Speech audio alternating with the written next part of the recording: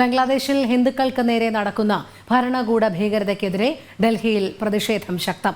വിവിധ ദേശീയ പ്രസ്ഥാനങ്ങൾ സംയുക്തമായി ബംഗ്ലാദേശ് ഹൈക്കമ്മീഷനിലേക്ക് മാർച്ചും മഹാധർണയും നടത്തി. സ്ത്രീകൾക്കും ന്യൂനപക്ഷങ്ങൾക്കുമെതിരായ അതിക്രമം ഭാരതം അനുവദിക്കില്ലെന്ന് മാർച്ചിനെ അഭിസംബോധന ചെയ്ത് സ്വാമി ഋതംബര MP പറഞ്ഞു. ഗൗതം അനന്തനാരായണൻ ചേരുന്നു. ഗൗതം, ബംഗ്ലാദേശിലെ ഹിന്ദു വേട്ടയ്ക്കെതിരെ ശക്തമായ ഭാഷയിൽ തന്നെയാണ് ഡൽഹിയിൽ പ്രതിഷേധ പ്രകടനങ്ങൾ അരങ്ങേറിയത്. വലിയ രീതിയിലുള്ള പ്രതിഷേധ സ്വരം ഉയർത്തിക്കൊണ്ട് വിവിധ സംഘടനകളുടെ സംയുക്താഭിമുഖ്യത്തിലായിരുന്നു പ്രതിഷേധം.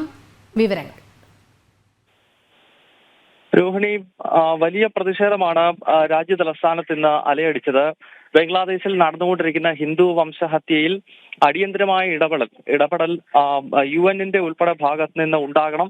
അതോടൊപ്പം ബംഗ്ലാദേശിലെ ഭരണകൂടം ഈ അക്രമം അവസാനിപ്പിക്കാൻ നടപടിയെടുത്തില്ലെങ്കിൽ ശക്തമായ നീക്കം ഭാരത സർക്കാർ നടത്തണം എന്ന് ആവശ്യപ്പെട്ടുകൊണ്ടാണ് ഇപ്പോൾ ഈ പ്രതിഷേധ പ്രകടനം ഡൽഹിയിൽ ബംഗ്ലാദേശ് ഹൈക്കമ്മീഷന് മുന്നിലേക്ക് നടത്തിയത്. സാധ്വി ഋതംബര ഉൾപ്പെടെയുള്ള പ്രമുഖർ ഈ ഒരു പ്രതിഷേധത്തിന്റെ ഭാഗമായി രാജ്യതലസ്ഥാനത്തിന്റെ വിവിധ ഭാഗങ്ങളിൽ നിന്നും 50,000-ഓളം പേരാണ് ഇന്നിപ്പോൾ 200 സാംസ്കാരിക സംഘടനകളുടെ നേതൃത്വത്തിൽ നടന്ന പ്രതിഷേധത്തിൽ അണിനിരുന്നത്. രോഹിണി.